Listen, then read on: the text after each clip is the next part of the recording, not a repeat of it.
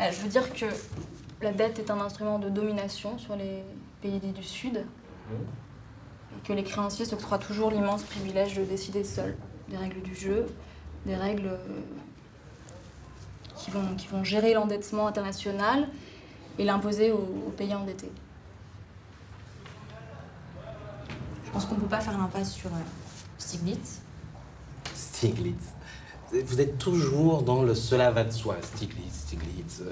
C'est un peu pédant comme attitude, un peu agaçant. Vos camarades n'étaient pas censés préparer, comme c'est votre cas, la séance d'aujourd'hui. Donc, si vous pouviez être un peu moins pédante, ce serait gentil, merci.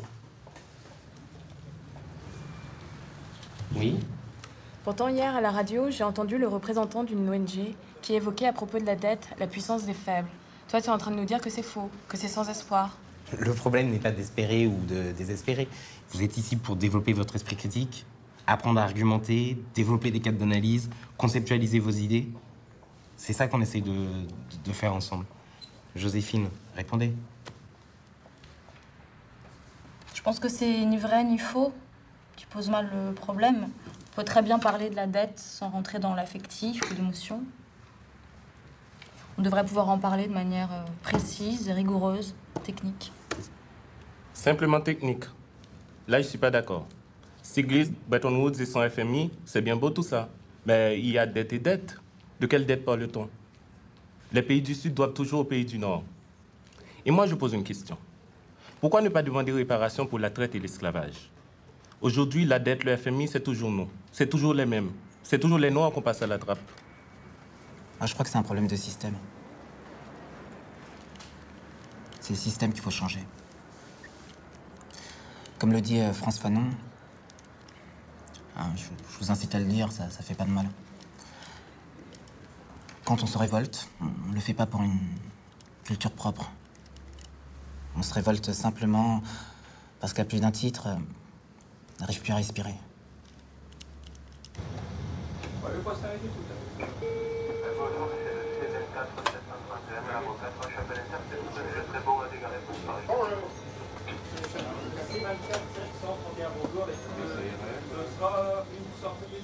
Non, non, c'est bon, Vers 17h40, je pars pas si je peux te faire sortir.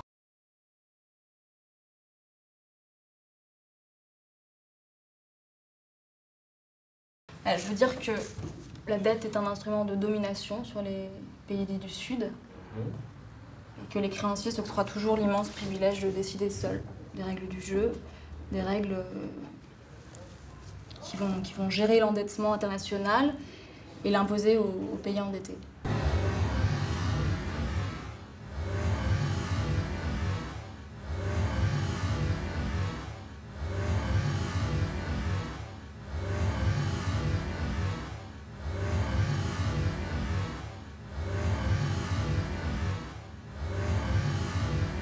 Je pense qu'on ne peut pas faire l'impasse sur Stiglitz.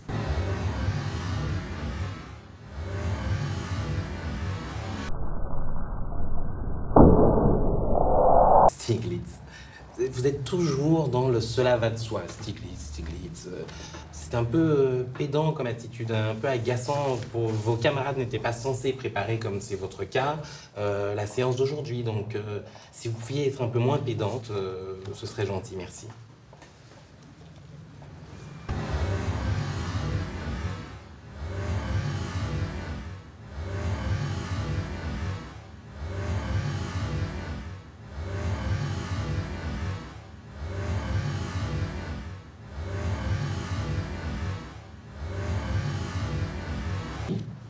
Pourtant, hier, à la radio, j'ai entendu le représentant d'une ONG qui évoquait à propos de la dette la puissance des faibles. Toi, tu es en train de nous dire que c'est faux, que c'est sans espoir.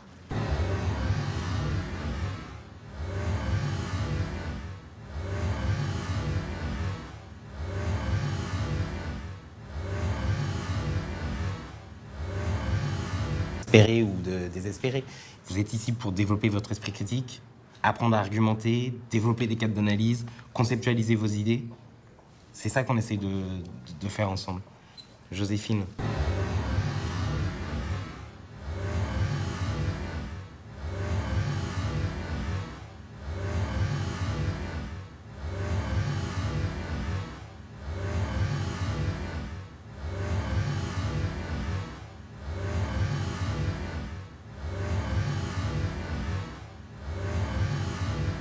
pense que c'est ni vrai ni faux. Tu poses mal le problème. On peut très bien parler de la dette sans rentrer dans l'affectif ou l'émotion. On devrait pouvoir en parler de manière précise et rigoureuse.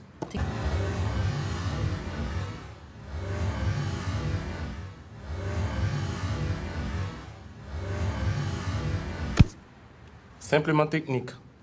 Là, je suis pas d'accord. Stiglitz, Bretton Woods et son FMI, c'est bien beau tout ça. Mais il y a dette et dette. De quelle dette parle-t-on? Les pays du Sud doivent toujours aux pays du Nord. Et moi, je pose une question.